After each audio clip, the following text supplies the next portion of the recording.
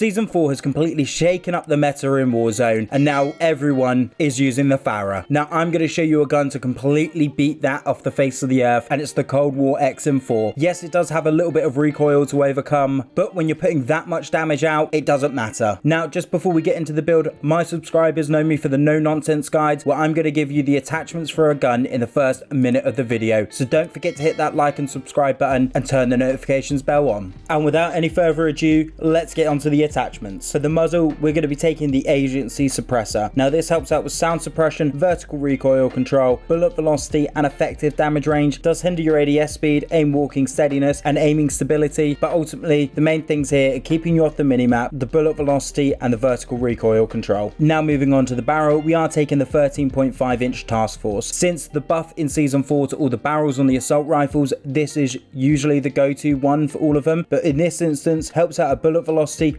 horizontal recoil control, effective damage range and vertical recoil control. Does hinder your aim walking movement speed, hip fire accuracy, ADS speed and sprinting move speed, but ultimately the key areas for this one are probably the recoil control and the bullet velocity. And moving over to the optic, we are taking the axial arms 3x zoom, as you are using this as a long range assault rifle and not as a close range weapon. Now moving on to the underbarrel, we are taking the field agent grip to help out with horizontal recoil control and vertical recoil control. This does hinder your firing movement speed and ADS firing movement speed, but ultimately we really need to get the recoil under control on this weapon, as it can be difficult to use at times. And lastly, moving over to the ammunition, we are taking the Stanag 60 round mag. Now I'm just going to leave the full build on the screen for a couple of seconds here. If you can let me know down in the comments below what gun you want to see next. But thanks for watching. Don't forget to hit that like and subscribe button, and I'll see you in the next one.